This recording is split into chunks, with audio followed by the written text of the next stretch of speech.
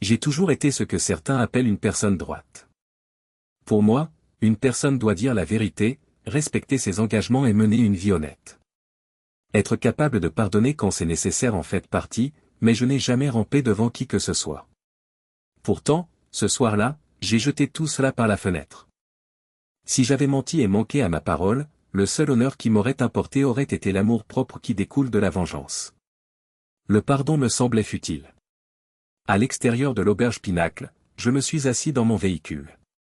C'est une taverne de la ville, mais ne me demandez pas pourquoi elle porte ce nom. Elle existe depuis l'époque où la bière coûtait probablement un penny et où mon père portait encore des pantalons courts. Je savais que Jeff serait à l'intérieur. En rentrant du travail, il s'y arrêtait toujours pour boire un verre. Jeff et moi sommes amis depuis l'école primaire. Aussi loin que je me souvienne, c'était mon meilleur ami.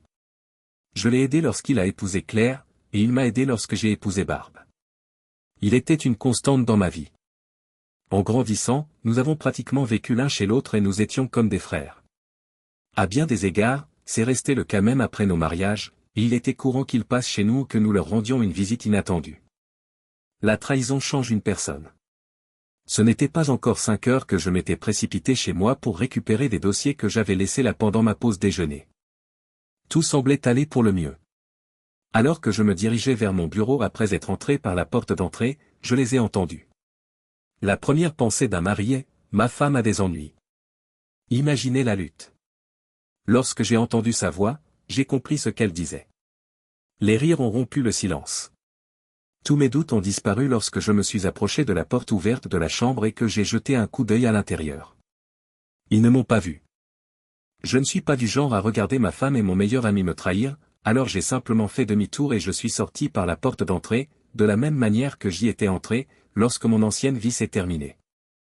Je ne me suis souvenu de ces dossiers que quelques heures plus tard, lorsque j'ai réalisé que je ne les avais pas pris. J'étais inutile au travail.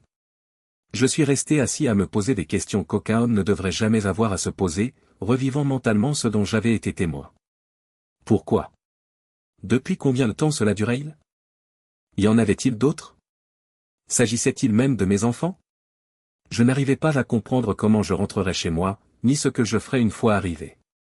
Peut-être devrais-je simplement prendre ma voiture, partir et continuer jusqu'à ce que je sois à des milliers de kilomètres. Puis mon esprit a pris une tournure plus sombre. Je pourrais le tuer et divorcer. Je ne lui donnerais rien. Au bout d'un moment, j'ai commencé à penser à mes enfants.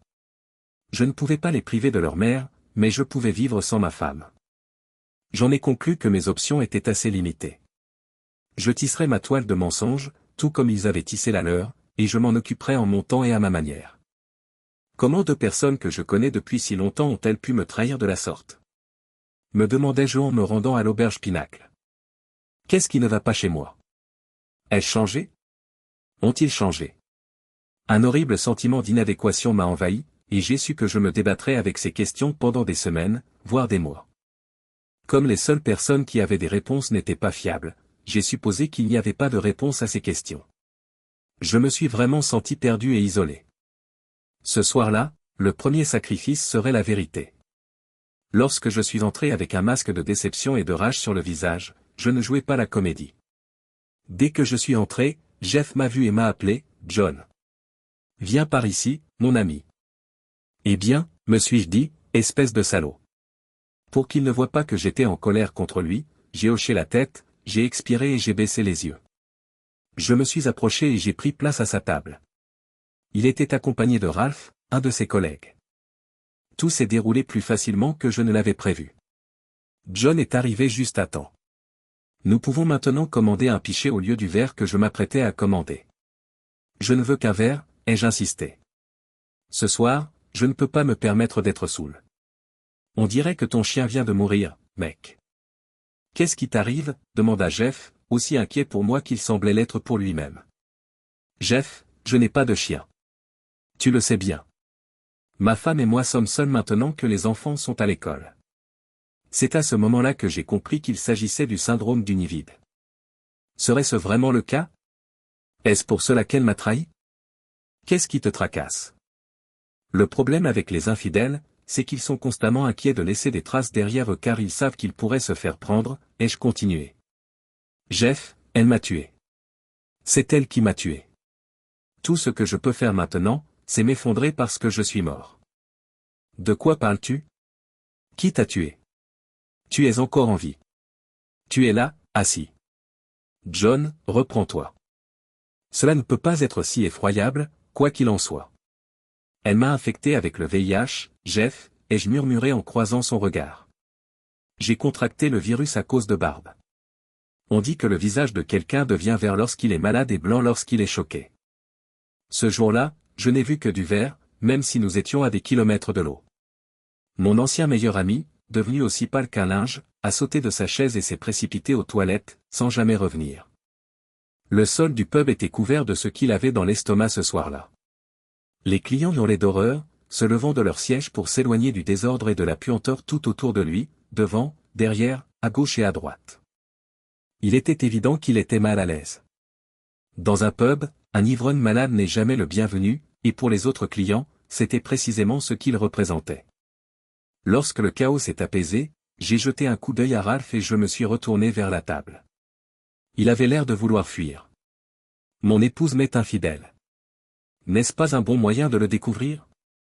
Ralph s'est contenté de hocher la tête. La peur était le seul mot qui pouvait décrire correctement son expression. Je me demandais s'il avait finalement compris. Jeff a finalement réussi à se ressaisir tant bien que mal. Il ne remportait certes pas de prix de popularité et est revenu à notre table, sous les regards et les murmures sur son passage. « Tu es sûr ?» me demanda-t-il en m'adressant un regard. « Comment le sais-tu » ? Le médecin a ordonné des analyses de sang car je me sentais mal. Les résultats sont arrivés aujourd'hui. Jeff hocha la tête, se retourna et quitta le pub. Le message était passé. Peu après, Ralph trouva une excuse plausible pour partir, et je me demandais à qui il raconterait cette histoire en premier. Quoi qu'il en soit, je sirotais tranquillement ma bière tout en réfléchissant à mes prochaines actions. Je me demandais ce que les clients assis autour de moi pensaient de moi. J'avais parlé assez bas pour que personne ne sache ce qui avait bouleversé Jeff ou pourquoi Ralph s'était éclipsé si rapidement. Ça ne changeait rien. J'ai réglé l'addition et suis allé à ma voiture, verre vide à la main et pouls étonnamment régulier pour un homme aussi brisé. Je souriais en marchant, songeant en moi-même, ils m'ont bien eu. Peu importe. Je me sentais satisfait, c'était un petit prix à payer. Je suis arrivé chez moi vers 7 heures. De la fumée sortait du four et le dîner était brûlé. J'ai éteint le four et ouvert une fenêtre. Puis, en affichant mon air le plus sombre, je suis entré dans la chambre, sachant exactement où trouver Barb. Elle sanglotait et tremblait sur le lit, visage enfoui. Message reçu, me dis-je intérieurement. Tu as eu une journée difficile, lui ai-je demandé avec autant de désinvolture que possible. Ses pleurs se sont intensifiés, remplissant la pièce de ses cris. Devine avec qui elle parlait? Réaliser que Jeff était la seule personne à qui elle pouvait se confier m'a fait sourire, c'était à la fois étrange et gratifiant. Ce qui l'avait poussé à me tromper semblait être un événement récent et passager. Je me suis rapidement retrouvé à nouveau submergé par la colère. Peu après, ma femme, visiblement embarrassée, s'est assise en face de moi et a dit « Pouvons-nous parler ?» Elle s'est arrêtée, attendant ma réponse. « Parle. Je t'écoute. » Elle a regardé le sol, tordant nerveusement ses mains. J'ai fait une terrible erreur. Je le sais. Je veux que tu saches quelque chose, même si je ne suis pas certain que tu me pardonneras un jour. Premièrement, je suis sincèrement désolé. Je n'ai aucune excuse pour ce que j'ai fait.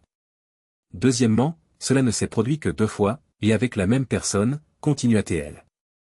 Je ne veux pas que tu penses que j'ai commis de tels actes auparavant, même si je sais que cela ne change rien à la situation.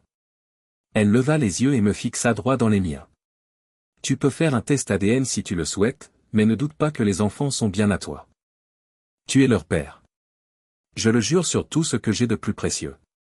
Pendant 25 ans, j'ai été une épouse fidèle. Je ne t'ai jamais trahi, jusqu'à cette terrible erreur il y a 2 mois. Qui était-ce?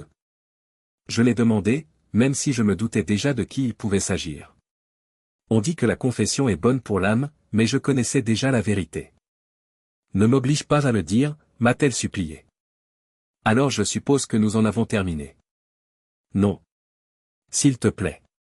Je t'ai déjà fait assez de mal. J'ai besoin d'un nom, ai-je insisté. Après une longue pause, elle a avoué, très bien, c'était Jeff. Mon ami Jeff. Le mari de Claire, Jeff. J'ai essayé de rester calme, luttant contre le flot d'émotions qui m'envahissait. Elle a hoché la tête, confirmant mes pires craintes. J'ai décidé de faire comme si j'assimilais la nouvelle, espérant qu'elle me donnerait une explication. Pourquoi as-tu fait ça? Ce furent les seuls mots que je parvins à prononcer. Elle a secoué la tête, les larmes aux yeux. La première fois, j'avais trop bu. Tu n'étais pas là et Jeff est venu. Il a frappé et est entré, comme il le faisait toujours. Nous avons bavardé et plaisanté, comme il le faisait toujours. Nous avons bu du vin, et je pense que j'en ai trop pris. C'est la seule fois que ça s'est produit. Je n'ai pas trouvé le courage de le faire partir. J'ai pleuré toute la nuit parce que j'avais tellement honte. Elle m'a regardé avec une culpabilité déchirante que je n'avais jamais vue. Honnêtement, je ne sais pas trop pourquoi. Chaque fois que je vois Claire, je me sens mal. C'est devenu trop lourd à porter pour moi. Mais quand les enfants ont grandi et que nous avons commencé à travailler tous les deux, j'ai commencé à me sentir vieux. Je ne peux pas t'offrir de justification, et je sais que ce n'est pas une excuse.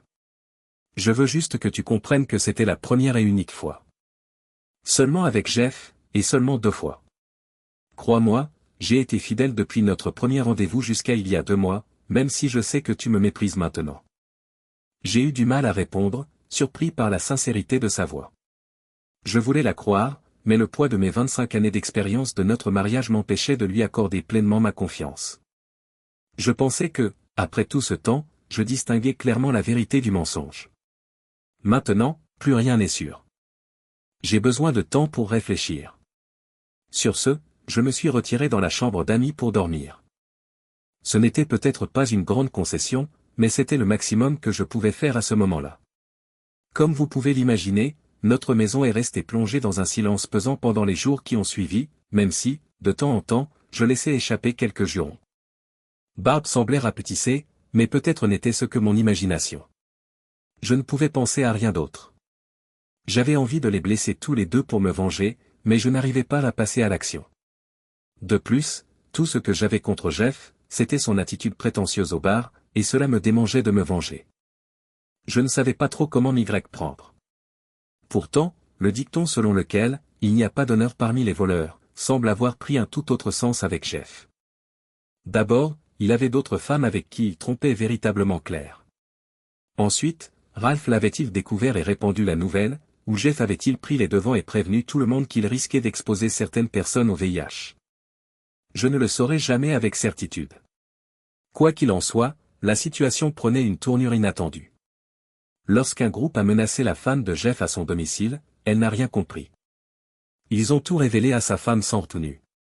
Jeff n'était pas du genre à informer son épouse avant de prévenir ses amantes.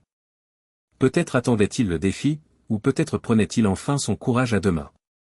Peu importe, Jeff cherchait un appartement abordable et emménageait dans une chambre d'hôtel dès la semaine suivante. Je n'éprouvais aucune sympathie à son égard. C'est à ce moment-là que j'ai compris. Je me suis rappelé le chaos sanglant de la semaine précédente et me suis dit que je devrais probablement passer un vrai test. Lorsque les résultats se sont avérés négatifs, j'ai commencé à penser que j'avais évité un drame. Je me suis rendu compte que je n'avais pas vraiment réfléchi à la situation. Une semaine environ après avoir donné un coup dans le ventre de Jeff avec mon histoire de VIH, cette réalité m'est apparue. L'humiliation et la culpabilité de ma femme se sont dissipées presque immédiatement après qu'elle ait elle aussi passé un test, dont le résultat s'est révélé négatif. Cependant, elle croyait toujours que mon résultat était positif. Barb est entrée en trompe dans mon bureau un après-midi, proférant des insultes qui auraient fait rougir à Marine. Elle s'est jetée sur moi, a claqué la porte du bureau. « Qui est-elle » m'a-t-elle crié en me brandissant sous le nez les résultats du test. « Tu m'as trompé dans mon dos pendant tout ce temps, tu m'as fait me sentir comme une ordure. Qui est cette diablesse ? Le VIH sera le cadet de tes soucis quand j'en aurai fini avec toi, salaud. » Elle a hurlé pendant près de 2 minutes avant de se retrouver épuisée. Elle s'est alors effondrée sur une chaise et a éclaté en sanglots incontenables. Eh bien, il semble que j'ai eu mon châtiment. Il était temps de ne plus tergiverser. J'ai contourné mon bureau, me suis agenouillé et l'ai prise dans mes bras. Elle s'est débattue un instant mais a continué à pleurer. Je l'ai à nouveau serrée contre moi, et peu à peu, elle s'est rapprochée. John, que devons-nous faire? Nous avons tout gâché, a-t-elle dit. Nous allons pleurer, puis nous reprendrons pied et rentrerons à la maison, ai-je répondu en respirant profondément. Ensuite, nous tenterons de recoller les morceaux. Cela commence par un mot commençant par la lettre F, et cela exigera beaucoup d'efforts. Nous n'avons pas le droit de faire l'amour pour l'instant, John. Je parle du pardon, ai-je dit alors qu'elle continuait à sangloter. Cela commence par le fait que nous nous pardonnions l'un l'autre. Notre vie commune n'est pas fichue, Barb. Je te pardonne. Non, ce n'est pas si simple. Regarde-moi, Barb. Tu dois me pardonner de t'avoir trompé, tout comme je te pardonne ta liaison. Elle semblait plus perplexe que furieuse. John, nous nous sommes mentis l'un à l'autre. C'est de la trahison. Non, Barb. Je voulais te dire que j'étais séropositif. Je ne comprends pas. Je t'ai vu avec Jeff ce jour-là en rentrant à la maison. J'étais tellement en colère que je suis parti et j'ai commencé à élaborer mon plan de vengeance. Sachant que Jeff serait terrifié, j'ai décidé de lui dire que tu l'avais infecté avec le VIH. Honnêtement, je n'ai pas vraiment réfléchi. Je réagissais simplement à l'instant présent. Alors que Barb assimilait ces nouvelles informations, son expression changeait. Pour être honnête, sa réaction m'a déconcerté. Je ne savais pas du tout ce qui allait suivre. Son ton s'est apaisé et l'inquiétude a remplacé la colère. Tandis qu'elle méditait sur la situation, sa voix s'est radoucie, comme si douleur et colère s'étaient dissipées. « Tu n'es pas malade, alors ?» a-t-elle demandé. « Non. »« Et tu ne vas pas mourir ?»« Non. »« John, tu m'as fait d'une peur bleue. »« Barb, tu m'as vraiment fait souffrir. » Elle réfléchit encore un moment. « Tu ne m'as pas trompé avec une autre femme, n'est-ce pas? » Je ne pourrai jamais te tromper, Barb. Dans ce cas, je suppose que je suis la seule infidèle de la famille. John, tu ne trouves pas que nous formons une sacrée paire? Oui, je crois. Tu penses qu'on devrait réessayer, lui ai-je demandé. Pour la première fois depuis qu'elle était entrée dans mon bureau, elle a souri. En effet, John. Et si j'allais chercher ma mallette et que nous rentrions plus tôt, ai-je suggéré. En effet, John. En traversant les couloirs de mon bureau et quittant l'immeuble, nous tenions nos mains fermement enlacées. En cet instant, j'ai ressenti une étrange fierté envers cette femme. Malgré sa culpabilité et sa honte d'avoir trahi ma confiance avec mon meilleur ami, elle faisait face aux conséquences de ne pas s'aimer elle-même. J'éprouvais beaucoup d'espoir, persuadé que nous pourrions renforcer et restaurer notre mariage. John, je suis encore en colère contre toi, dit-elle. Je sais, répondis-je. Nous partagions le même sentiment. Nous étions en colère, mais aussi en larmes. Seul le temps nous dira si nous avions la volonté et la détermination nécessaires pour nous pardonner mutuellement. Je suis convaincu que c'est possible. Le pardon ne se mérite pas, il s'offre librement. Recouvrer la confiance, en revanche, est une tâche bien plus ardue. C'est une bataille constante. Cependant, nous avons pris nos responsabilités, fait face à nos actions et œuvré à réconcilier nos différences. Barb a rapidement reconnu qu'elle ne m'en voulait plus et qu'elle comprenait mes actes.